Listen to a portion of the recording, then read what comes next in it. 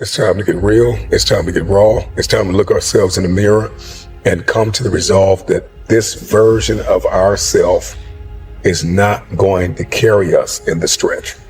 I've been this version of myself long enough that if I don't change, if I don't do something about this, then I'm going to find myself bankrupt.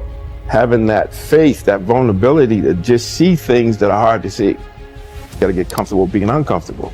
So can you handle the truth? It's a question. And if you can't, then if you see that, then you can say, well, if I'm going to change, I'm going to have to figure out how to deal with that discomfort until the point that I can see what I need to see, then I can change it. So it's the persistence of continuing to do something until you can do it. Can't is not an option. It's either I will or I won't. I know I can, but I will or I won't, and that's the thing. And in some cases, you may try your hardest and you just don't win, or you don't pass a test, or you don't succeed. That's part of life. Understanding it's going to take hard work, discipline, and learning how to work with other people in order to get to the next level. There's not other people that aren't holding you back. Your boss isn't holding you back. Your parents aren't holding you back. Those are excuses. To me, there's no such thing as luck, okay? All luck is preparation meeting opportunity. Plain and simple. Once I realized that I could get better at anything, it dawned on me that how I spend my time is a spiritual consideration.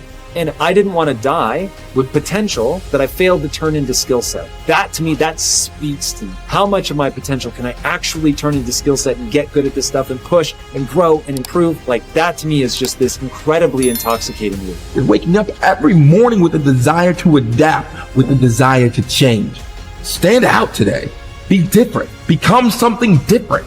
Stop lying to yourself and stand up and become something with worth, something with more than you've ever been. Your goals that you set for yourself, that's your power. Your ambition is your power. It's about how hard you can get hit and keep moving forward. How much you can take and keep moving forward. You have to electrify and get all the things that are necessary within you to start doing the things that you need to do. So when the time comes, you can kick down that door and move towards the possibilities of being the best of who you really are. Learning how to concentrate, learning how to focus in, deciding that you're going to focus to develop your skills. You'll be surprised of the ideas that will come to you, of the people that you'll be able to attract, of the opportunities that you'll be able to see. You'll begin to see things that have been standing there looking you in the face saying, I can't believe this has been here all this time.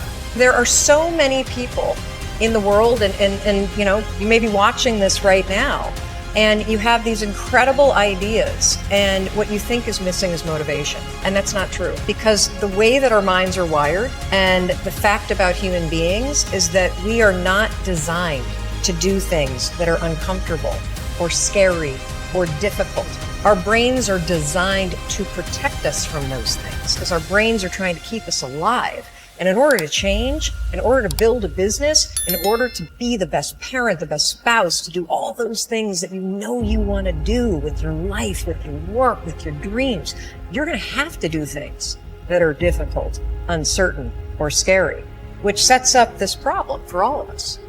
You're never going to feel like it. Why is it so hard to do the little things that would improve my life? Waking up and realizing that I'm never going to feel like doing the things that are tough or difficult or uncertain or scary or new. So I need to stop waiting until I feel like it. And number two, I am one decision away from a totally different marriage, a totally different life, a totally different job, a totally different income. Whatever you don't use, you lose. Lack of use causes loss. On this planet, maybe not the next one, but on this one. If you tie your arm to your body, leave it there long enough, you'll never use it again. It's over. For the arm. Now, it may not be over, but it's over for the arm. The only way to keep the use of this arm is what? Keep using it. If you quit, you lose automatically. They don't bring it up for a vote. You lose automatically when you quit. Now, the same thing that goes for your arm goes for your brain, mentality. The same thing goes for all the human virtues. Ambition, unused, decline. Strong feelings, unused, diminish. It doesn't grow, it diminishes. Faith, unused, decreases. It's a law. Vitality unused diminishes. Energy unused decreases. The guy says, well, I'm going to save up my energy. You can't do that. That's like trying to save today, put it on the end of the year. See, you can't do that. They'll come take you away. If you don't use today, what? It's lost. The guy says, well, I'll work twice as hard tomorrow to make up for it. See, that's foolish. You could have done that anyway. Today unused is lost. A talent unused is lost. An ability unused is lost. So here's one of the key expressions of the evening. Take a new inventory of yourself. Starting tomorrow, new project. Take a new inventory.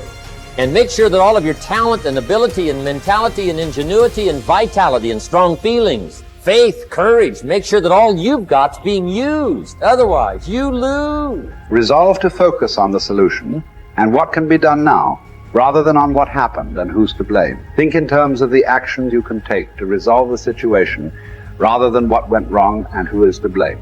To remain optimistic, look for the good in every situation. When you look for something good, you will always find something good. Furthermore, while you're looking for something good, because your conscious mind can hold only one thought at a time, you will automatically become positive, optimistic, and back in full control. Seek the valuable lesson in every problem or difficulty. Every setback you face contains one or more lessons that have been sent to you to help you be more successful in the future. The difference between successes and failures is simple. Failures feel sorry for themselves when things go wrong, whereas successful people look for the valuable lesson they can learn that will help them in the future. Normal Vincent Peale used to say, when God wants to send you a gift, he wraps it up in a problem. The bigger the gift that God wants to send you, the bigger the problem he wraps it up in.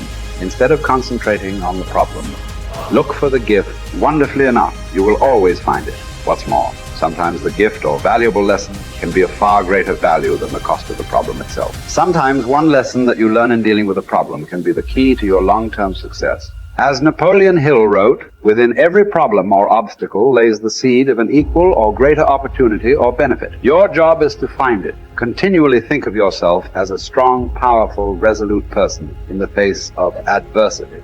In World War, a British general was described by his superiors. There he stands like an iron peg, driven into the frozen ground, immovable. Let this be an accurate description of you whenever you face difficulties or problems of any kind. Resolve to stand like an iron peg, driven into the frozen ground. When you resolve in advance that you will never give up, your success is virtually guaranteed. In the final analysis, nothing can really stop you but yourself. In life, it doesn't matter how many times you get knocked down. All that matters is how many times you get back up. If you continue to get back up and press onward, you must eventually reach your goal. Each time you exert yourself, discipline to persist in the face of adversity, you also increase your self-esteem and self-confidence. Then, as your self-esteem increases, you feel stronger, more powerful, and more unstoppable. When you feel better and stronger, you become more capable of persisting the next time, and then the time after that. By disciplining yourself to persist in the face of all adversity, you put your life onto an upward spiral of self-esteem, self-discipline, and persistence until you eventually become like a force of nature. I think the best way to prove your value is to work, is to learn, is to absorb, to be a sponge. You always want to outwork your potential.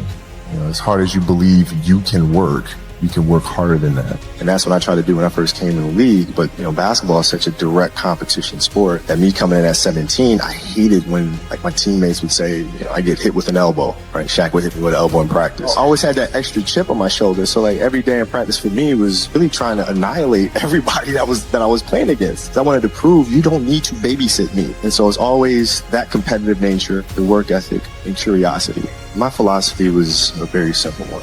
Rudy was one of my favorite films growing up. After watching that film, I come to understand if I could work that hard, what would my career be? And I made a promise to myself from that day that I was going to work that hard every single day so that when I do retire, I have no regrets. And that was the most important thing for me, is to leave no stone unturned, get better every single day. And if I lived that way, then over time, I'd have something that was beautiful. But that was my philosophy. It seems like a pretty simple one, but if you live your life to just get better every single day and do that for 20 years, what do you have?